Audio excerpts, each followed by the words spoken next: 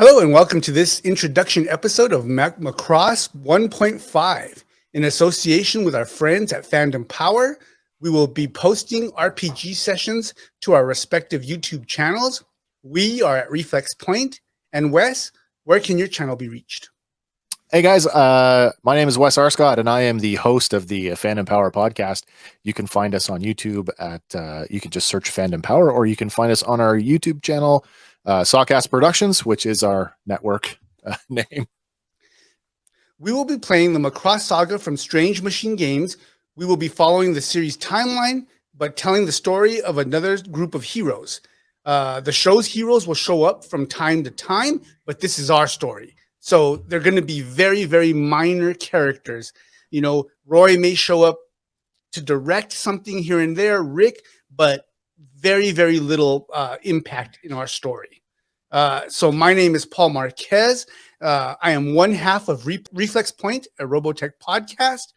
I've been RPGing for 20 plus years. I've played games like D&D, obviously, where I cut my teeth, TMNT, Riffs, and I've played the old Palladium Robotech RPGs. In my experience, I've found that a good GM does not make himself the enemy of the player characters. More or less, he makes himself, directs the action, but lets the dice determine exactly what's going to happen. Sometimes it gets kind of weird when you're the GM, because if you think the adventure or the session is going too easy for the player characters, you tend to turn in to the opponent of the characters. But that's almost like if God was to say, okay, you're my enemies right now, you know? And that's not what happens. Let the dice determine. If the players are just rolling good, let that play out. It's a great session. And if it's turning out bad for them, you can minimize the damage of it a little bit, because heroes don't die every day, right? That wouldn't make a great show. So it's an art. It's definitely an art. But in 20 plus years, I think I've gotten a little bit of a handle of it. And so I hope to bring you something entertaining. And man, I hope that you can enjoy this as much as we do making it. So to introduce ourselves, Wes, tell us a little bit about the character you'll be playing and how you'll be playing him. Well, as your viewers may or may not know this, but as a lifelong Robotech fan, I also have been playing role-playing games for, I'm doing the math in my head here, almost in and out of role-playing games for almost 30 years. And Robotech is particularly special for me because Robotech is the first RPG that I spent money on. And much like you, Paul, I also kind of cut my teeth on some of the other games that are out there, Dungeons and Dragons, obviously, and a lot of the Palladium books published stuff. So, like you say, Rifts, Heroes Unlimited, Ninjas and Super Spies, and of course, Robotech. I live in Canada, or as we like to say in Robotech, I live specifically in the Ontario quadrant. And just like me, my character is also from the Ontario quadrant. So I will be playing the role of Corporal Elwood Pratt, who was born in the early 1970s in a small town just northwest of Toronto. Elwood was a typical small town kid who just wanted to get out, and his biggest escape was music and girls. And yes, in that order. I got really creative with my character's background because I wanted to sort of mesh some like real world kind of history in with the science fiction of Robotech. So some of the stuff may sound kind of like foreign to listeners or viewers who are not familiar with some of the Canadian lingo that I'm going to use. But Elwood was an attendee of the Royal Military College of Canada from 1991 to 1996, where he earned a Master's of Applied Science in Aeronautical Engineering, because in Canada, all pilots must be officers and they must be university educated. So graduated primary flight training at the Canadian Forces Flying Training Center at Portage La Prairie in Manitoba in December of 1996. Then went on to graduate from fast jet training at 15 Wing Moose Jaw in Saskatchewan in 1997. After that, he went on to serve with number 401 Tactical Fighter Squadron out of Cold Lake, Alberta, where Elwood operated the CF-18 Hornet. Then the following year, in July 1998, he was selected for a NATO military personnel exchange program for a 2-year exchange with the Royal Australian Air Force, where he operated the F-35 Lightning II. Then on that fateful day, July 17th, 1999, while on a combat air patrol off the northern coast of Australia, Elwood observed the fireball that was the crashing alien spacecraft, later designated SDF-1. The incident and all flight recorded data, of course, was deemed top secret, and a gag order was put on place, so he was never able to talk about it. Then in July of 2000, after his exchange was over, he redeployed back to Canada. Now with 5 years of military service complete, he got out of the military and immediately moved back to Australia as a permanent resident. Then from 2000 to 2002, worked as a cargo pilot ferrying supplies to and from Macross Island. And then in 2002, he got recruited to Project Valkyrie as a mercenary pilot, primarily operating the F-203 Dragon II. Between 2002 and 2006, Elwood flew several sorties against the Anti-Unification League. And then finally, in 2006, with some encouragement from the leadership of Project Valkyrie, Elwood officially joined the RDF, this time as an enlisted pilot. So yeah, and I think, he's Elwood's a kind of he's kind of like me, he's a, kind of soft spoken and, is thoughtful and takes his job pretty seriously. But, when he's not working, he can cut loose and have fun. So what's his physical? Is he a strong guy? Is he a bigger guy? Is he?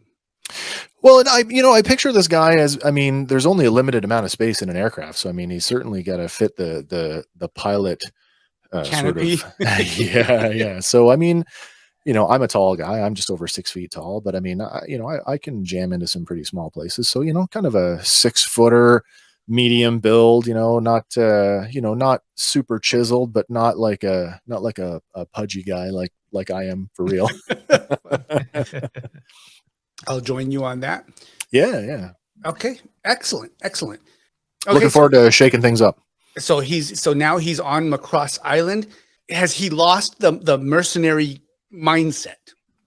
Well, I had this idea for him where, witnessing the fireball, because if you were anywhere, in that part of the world, there's no way you didn't see it. Right. And I kind of thought, what would a guy like that do in the 90s? Thinking the internet is just kind of new. And when you think about when Robotech was made, there was no internet. So, right. he was so, somebody like that, it's like the whole Foo Fighter phenomenon in World War II. Like these guys that went up and flew all these missions, saw all this stuff, made all these reports, and then we're never able to talk about it again. What did they do after the war? And I kind of feel like this guy is the type of guy who would chase the rabbit down the hole, and he would that's why I get out of the military. I'm going to get out of the military officially. I'm going to work as a mercenary, because as a mercenary, I can chase all those leads. What the hell's going on? What was this thing for real? And then when he finally gets the job running back and forth to Macross Island, then he gets that firsthand, that's what's going on. What was he doing during the Civil War, the global war? Well, see, this is where it gets kind of weird, because the Robotech timeline is kind of convoluted. Yes. And the Civil War was, the way I understand it, was a bunch of smaller conflicts that just had global ramifications, and they all kind of were happening simultaneously. And oddly enough, any of the sources I looked at don't specifically mention any Canadian involvement.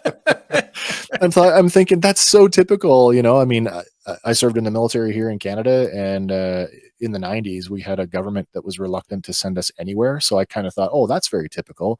We're not in it again. Hence the whole, during the Civil War, the years that he would have been in school would have been right at the height of the Civil War, like in university from 91 to 96, and then completing flight training all the way up to getting rated on the Hornet in 1997. So, 2 years later, 1999, the war is over. So I'm like, how do I get this guy in the war? Well, I'll get him on a NATO exchange and send him to somewhere else in the world. And again, Australia, it's close enough to Japan to have, some involvement. Did he see fighting in the global war? I don't think he would have. Okay. To be honest, you know, Good. there is that 2-year period, but I don't think he would have seen any like real. It would have been all like patrol kind of stuff. Okay, good. And the only reason I'm saying good is because in our storyline, the Yeah. way I'm going to set it up is that's why you're at this point wingman, because you Cool. don't have practical, Yeah, war- I mean, he's flown lots of. The way that I envisioned him is he had some experience as a mercenary pilot on the Project Valkyrie thing, kind of like they did explore that in that comic series, and I can't remember who published it, but I figured that's about as close as I wanted to put him to the events of the actual Robotech timeline. I didn't want to be too close, but I didn't want to be too far away. And I thought even if he was like sitting on a runway somewhere, like, okay, Right. ready the alert guy, and he never goes. Right. So he's not without combat experience. Yeah. He's just not with a whole lot of experience, like Roy Fokker, who came out of the global war. Yeah. One. The hero. Yeah. Yeah. Okay. Yeah. The way that I had it was his Elwood's combat experience. He didn't have any combat experience prior to joining Project Valkyrie. All of his experience would have been fighting the anti-unification guys. However many times that happened. Yeah. Yeah. Excellent. Sounds good. Okay. So then, you said that he is, or did you say what are his hobbies outside of piloting a Veritech? Outside of work. So this is a guy that I envision never had a family, never got married, never had children. And his biggest escape, as a young kid was discovering music, probably in his mid-teens, much like myself, probably grew up, in a household where AM radio, and then suddenly you're switched on to this thing called the FM dial. And that's really where you start discovering your own sense of identity. And so, into music, and that led him to, take up an instrument. Which was? And so, drums. Drums for him. So total percussionist. Yeah. Played in a bunch of jam bands in high school, and then maybe kind of kept that up, throughout university when you could. And then, maybe kind of picked it up and put it down a little bit over the years, like you often do with hobbies. Is that okay? All right. And then his disposition. How do you intend to play his disposition? I think he's a rules guy. I think he's the type of guy that is very thoughtful towards, what are the rules, but at the same time would break a rule if the situation demanded it and he could justify it without hurting anybody else. Okay. So that kind of falls in with his demeanor too, right? I think so. Yeah. Is he moody? Is he jovial? No, I think he's very much like me. He's, just a thoughtful, I've been told sometimes that I'm far too serious, and I don't realize that I'm doing it. And I think that will come through as we play, that my character will sound an awful lot and do an awful lot of things like me. Well, no harm with that, know. All right. Anything else you want to add about Elwood Pratt? No, not really. I mean, I've always, in saying that Elwood is much like me, I've always thought of myself as not necessarily the best leader, but as a number 2. I'll back you, make a great number 2 in the sense that, as a number 2, as a wingman, or as someone that you can rely on, I'll be the guy that's always in your ear questioning, is that the best decision? Is that the right thing to do? Is there a better way to do it? And maybe sometimes it is, and maybe sometimes it's not. But if you tell me that, nope, we're doing it my way, well, then the chain of command speaks, and okay, we're doing it your way. Talk to me, Goose, right? Yeah. Excellent. Okay. So one thing, when I had sent you your character sheet, yeah. I did say that you were on a VF1J, right? You did say 1J. That's correct. Yeah. Okay. You're on a 1A. Oh, I know. Sorry. What? 1A. All right. I'm ready. I've got it. But hey, there's promotions waiting to happen. Okay. I was going to say, because if there is a promotion in the wings, there it is. Who knows? Maybe someday I'll have visions of grandeur, and we'll be all the way up to. I remember how Max was like, "Hey, do you think they'll promote me after my first battle?" Listen, if it's anything like real world experience, I don't expect to get promoted for at least, years and years and years. All right. All right. So Mage, Yep. what is the name of your character and how do you intend to play him? This man is Steve Periwinkle. Nice. Human pilot, sergeant in the RDF for a good amount of time. This guy is a squad leader. And, you were talking about the disposition and demeanor. This guy is, I guess if you were saying like in D&D terms, like lawful neutral. And the one thing about him, brash, right? I think everybody would say that about him. And the reason being is, just like Wes was saying, like, hey, is this really the best way to approach it? And it'd be like, yes. Yes, it is. Is it because it's my way? Probably. But here's the deal. I've survived this long on the instinct and the gut that I have in my, within myself, within my gullet. So we're going to go with that. Okay, excellent. Then his role during the global war was probably some combat experience, right? Yes, absolutely. Okay. Right. I just don't want to make it sound too fantastic. Right. However, he is a sergeant, so he's cut his teeth. He knows he's not going to freeze up, right? And so when they were sorting out, the best people were like, who's been in battle and who hasn't yet. Paul, whether in front of a stage of 1,000 or 100,000 people, or in front of the Zentradi Armada, or in front of his own kin who were against him, this man is dead inside. Okay. Cool as ice. I will say that. Okay. So he's got no care. Is he reckless? He's not reckless. He isn't. In fact, the very fact that he has removed emotion from the equation is what allows him to be logical.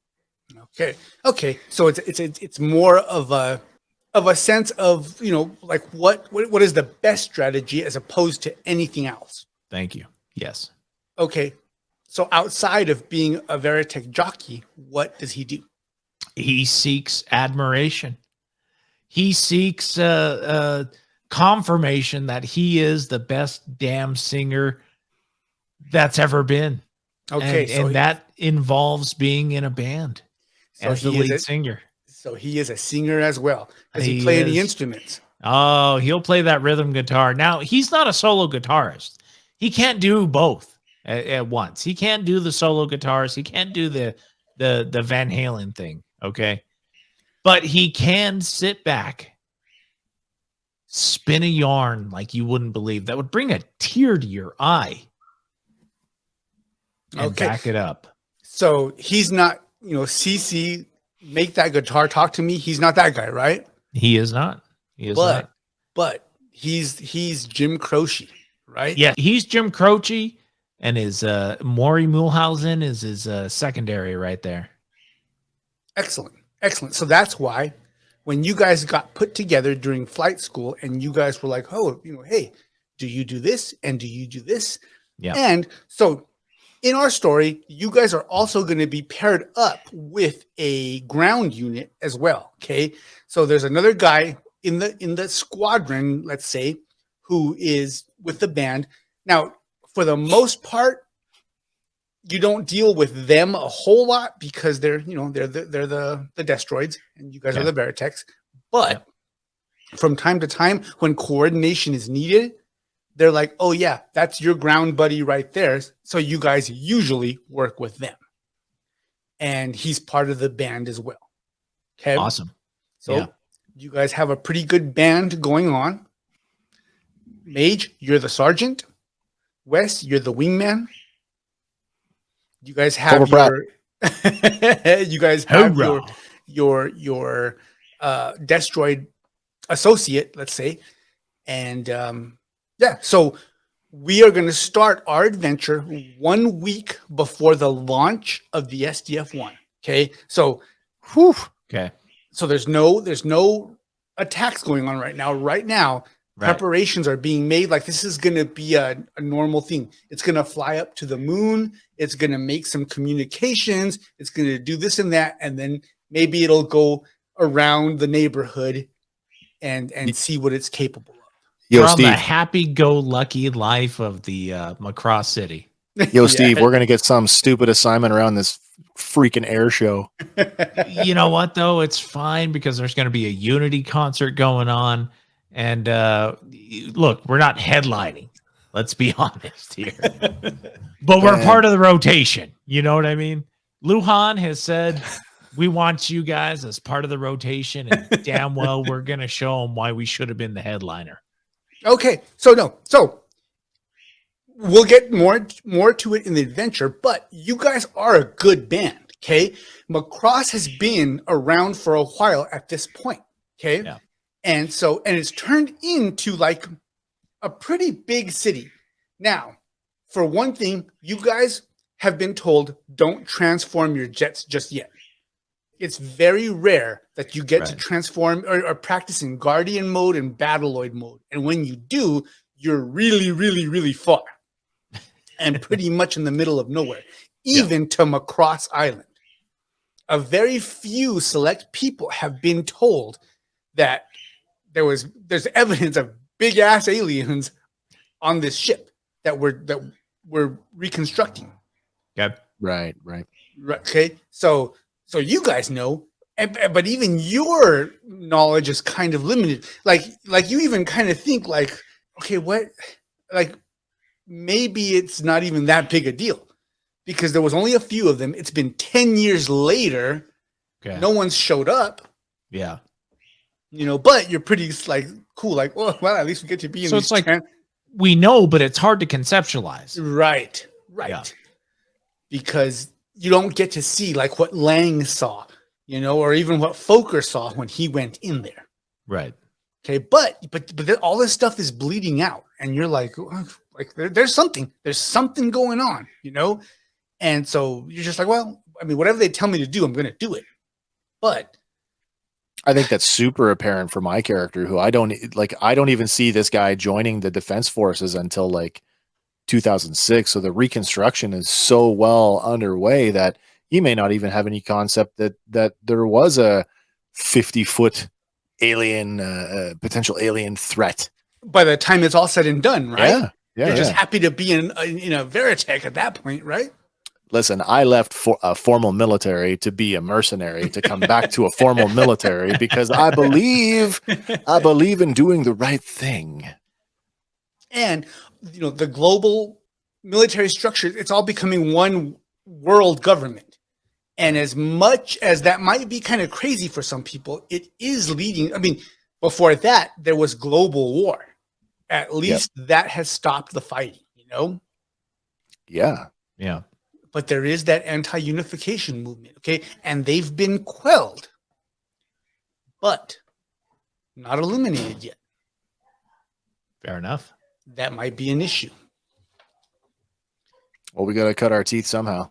All right. Well, we sincerely hope you join us for the adventure. Enjoy it as much as we do just playing it. And please reach out to us. Mage, where can they reach out to us at Reflex Point? You can reach out to us on Instagram at ReflexPointPod. You can write us at reflexpointpod@gmail.com, or you can just shout loudly into your phone. And Wes, if they want to reach out to Fandom Power, how can they reach out there? Well, I mean, you can always find us here at Fandom Power. You can search Fandom Power on Facebook. It is the social media for old guys like me. Otherwise, you can also search us on YouTube. You'll find all our videos there. You can find the link to our email in our social media profile. Okay. All right. Excellent. And as we evolve, we'll give more specific information. But in the meantime, enjoy. We will play side by side with the series. We will drag it out a little bit. I don't want to just play episode for episode. Like episode 1 might be 5 sessions of us figuring something out and then moving on forward. Okay. 20 sessions of the long wait. I get it. Exactly. Okay. What was going on behind the scenes? Let's start right now. Mage, you broke a water pipe and now the SDF-1's cooling system is about to go into overload. What do you do? Oh my gosh. Well, first thing I do is take a long pull of that fresh, clean water, right? Then I take my pants off because Minmay is right next to me, and I wrap it around that and go like, oopsie, I guess my pants are gone.